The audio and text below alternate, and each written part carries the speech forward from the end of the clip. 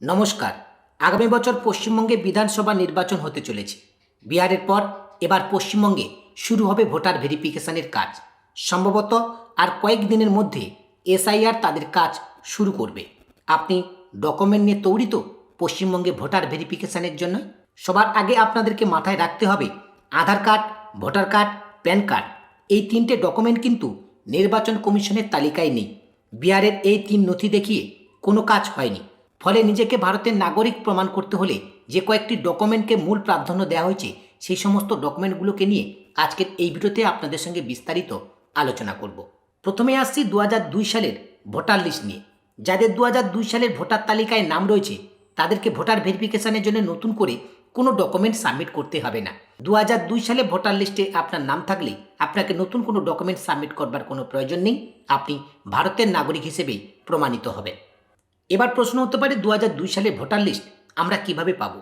বেশ কয়েকদিন আগে একটি ভিডিওর মাধ্যমে আমি আপনাদেরকে দেখিয়েছিলাম অনলাইন থেকে 2002 সালে ভোটার লিস্ট কিভাবে ডাউনলোড করতে হয়। 2002 সালের ভোটার লিস্ট ডাউনলোড করতে গিয়ে দেখা গেছে বেশ কয়েকটি জেলার নাম কিন্তু সেখানে নেই। আমি আপনাদেরকে জানিয়েছিলাম যে কয়েকটি জেলার নাম এখানে দেখাচ্ছে না, পরবর্তীতে হয়তো সেই সমস্ত জেলাগুলো আপডেট হয়ে যাবে। কিন্তু এখনও পর্যন্ত সেই সমস্ত জেলাগুলির 2002 সালের ভোটার লিস্ট কিন্তু অনলাইনে আপডেট হয়নি, যে কারণে এখনও পর্যন্ত সেই সমস্ত জেলাগুলোর ভোটার লিস্ট ডাউনলোড করাও কিন্তু সম্ভব হয়নি। তবে চিন্তা করবেন না, 2002 সালের ভোটার লিস্ট অনলাইনে পাবলিশ না হলেও আপনি ইজিলি ভোটার কার্ডটাকে ভেরিফিকেশন করতে পারবেন।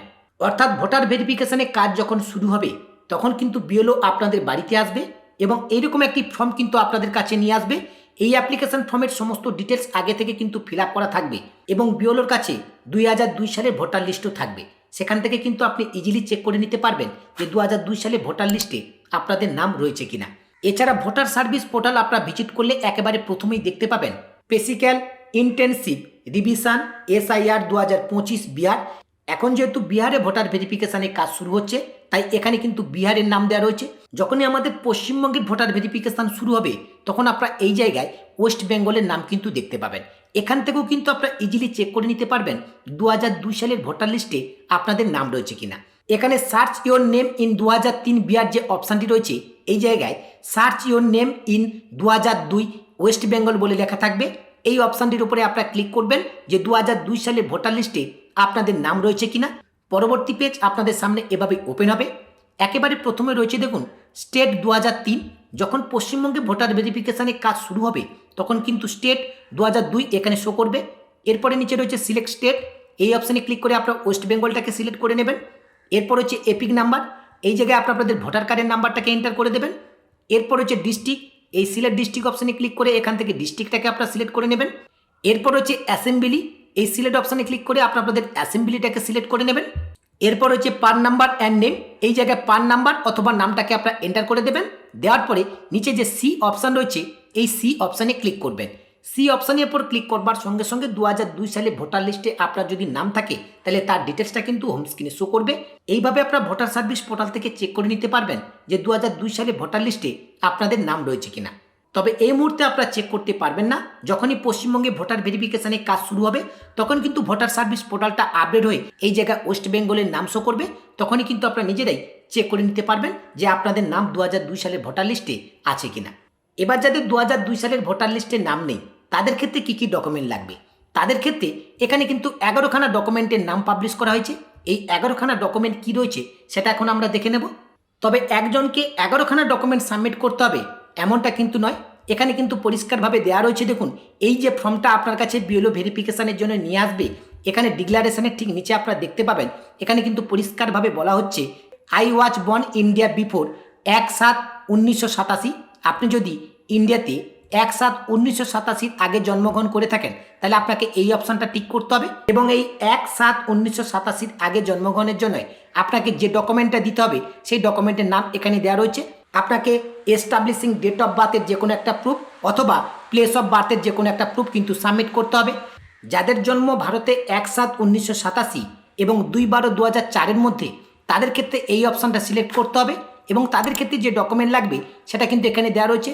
তাদের ক্ষেত্রে establishing date of birth proof অথবা প্লেস অফ বার্থের প্রুফ কিন্তু দিতে হবে এবং সঙ্গে দিতে হবে বাবা এবং মায়ের ডেট অফ বার্থ প্রুফ অথবা প্লেস অফ বার্থের প্রুফ কিন্তু অবশ্যই এখানে দিতে হবে। আর যাদের জন্ম ভারতের 2/12/2004 পরে তাদের ক্ষেত্রে কিন্তু এই 3 নম্বর অপশানটা সিলেক্ট করতে হবে এবং তাদের জন্য যে ডকুমেন্ট লাগবে সেটা কিন্তু এখানে দেওয়া রয়েছে। তাদের ক্ষেত্রে ওপরে যে দুটো ডকুমেন্টের কথা বললাম সেই একই ডকুমেন্ট এখানে কিন্তু প্রোভাইড করতে হবে, অর্থাৎ ডেট অফ বার্থ প্রুফ অথবা প্লেস অফ বার্থের প্রুফ, বাবা মায়ের ডেট অফ বার্থের প্রুফ অথবা প্লেস অফ বার্থের প্রুফ, এবং পেরেন্ট যদি নট ইন্ডিয়ান হয়ে থাকে অর্থাৎ বাবা মা যদি ভারতীয় নাগরিক না হয়ে থাকে তাহলে সেক্ষেত্রে কিন্তু আপনাকে প্রোভাইড করতে হবে ভ্যালিড পাসপোর্ট অথবা visa at the time of your birth, অর্থাৎ আপনার জন্মের সময় আপনার পেরেন্টের ভ্যালিড পাসপোর্ট অথবা ভিসা কিন্তু সাবমিট করতে হবে। এই তিনটে সিস্টেমে কিন্তু ভোটার ভেরিফিকেশান শুরু হবে।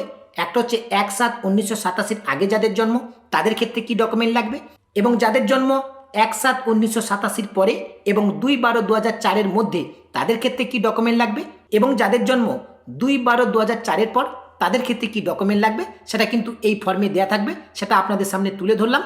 এখন যে 11খানা ডকুমেন্টের নাম প্রকাশ করা হয়েছে সেই ডকুমেন্টগুলো কি সেটা আমরা জেনে নেব।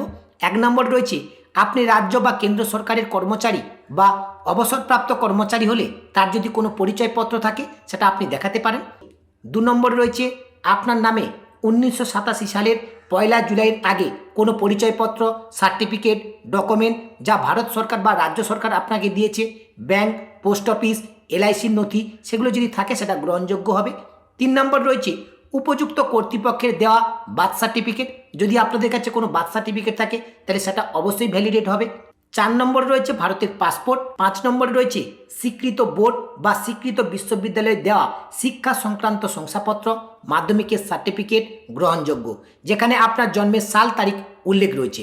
মাধ্যমিকের সার্টিফিকেটে অবশ্যই আপনার জন্মের সালটা দেখতে পাবেন, সেটাও থাকলে কিন্তু হবে। 6 নম্বর রয়েছে রাজ্যের দেওয়া পার্মানেন্ট রেসিডেন্ট সার্টিফিকেট, অর্থাৎ আপনার স্থায়ী বসবাসকারীর জন্য সরকারি যে প্রমাণপত্র রয়েছে সেটা যদি আপনার কাছে থাকে তাহলে সেটাও কিন্তু আপনি দেখাতে পারেন। 7 নম্বরে যে ডকুমেন্টটির নাম উল্লেখ করা হয়েছে বনাঞ্চলে যারা থাকেন তাদের ক্ষেত্রে গুছিয়ে রাখতে হবে ফরেস্ট রাইট সার্টিফিকেট বা বন অধিকারিক শংসাপত্র। 8 নম্বরে রয়েছে ওবিসি, এসসি, এসটি অন্য কোনো কাস্টের হলেও কাস্ট সার্টিফিকেট যদি আপনাদের কাছে থাকে সেটাও কিন্তু আপনারা দেখাতে পারেন। 9 নম্বর রয়েছে ভারতীয় নাগরিক পঞ্জি বা এনআরসি, যেখানে এনআরসি চালু হয়েছে সেই এনআরসি যদি আপনাদের কোনো সার্টিফিকেট থাকে সেটা অবশ্যই আপনারা দেখাতে পারেন। 10 নম্বরে রয়েছে রাজ্য সরকার বা স্থানীয় প্রশাসনের তৈরি ফ্যামিলি রেজিস্টার, যদি আপনাদের রাজ্য সরকার বা স্থানীয় প্রশাসনের তৈরি কোনো ফ্যামিলি রেজিস্টার থাকে সেটা অবশ্যই আপনারা সাবমিট করতে পারেন। আর সর্বশেষ 11 নম্বরের যে ডকুমেন্টটির নাম বলা হচ্ছে সরকারের দেওয়া জমির নথি, বাড়ির নথি অর্থাৎ দলিল, পর্চা, এ সমস্ত কিছু যদি আপনাদের থাকে, আপনাদের জায়গায় দলিল, পর্চা যদি আপনাদের কাছে থাকে তাহলে সেটাকে আপনারা সাবমিট করতে পারেন। অর্থাৎ পশ্চিমবঙ্গে ভোটার ভেরিফিকেশনের জন্য এই 11খানা ডকুমেন্টের নাম কিন্তু প্রকাশ করা হয়েছে। আশা করছি আপনারা সকলেই বুঝতে পেরেছেন যে পশ্চিমবঙ্গে ভোটার ভেরিফিকেশনের জন্য কাদের ক্ষেত্রে কি ডকুমেন্ট সাবমিট করতে হবে। চেষ্টা করলাম সম্পূর্ণ তথ্যটি আপনাদের সামনে তুলে ধরবার। আজকের ভিডিওর মাধ্যমে আপনাদেরকে মূলত এই আপডেটটি দেওয়ার ছিল। আপডেটটি যদি আপনাদের কাছে ইনফরমেটিভ বলে মনে হয় এবং হেল্পফুল বলে মনে হয় অবশ্যই ভিডিওতে একটি লাইক করবেন এবং এই ভিডিওর লিঙ্কটি অন্য বন্ধুদেরকে শেয়ার করে তাদেরকেও ইনফরমেশনটা পৌঁছে দেওয়ার চেষ্টা করবেন। দেখা হচ্ছে পরবর্তী ভিডিওতে নতুন একটি আপডেট নিয়ে। সেই নতুন ভিডিওর আপডেট সবার আগে পেতে রিচার্জ দৃষ্টি ইউটিউব চ্যানেলটিকে সাবস্ক্রাইব করে পাশে থাকা নোটিফিকেশানটা অন করে রাখবেন। সকলে ভালো থাকবেন, সুস্থ থাকবেন, ধন্যবাদ।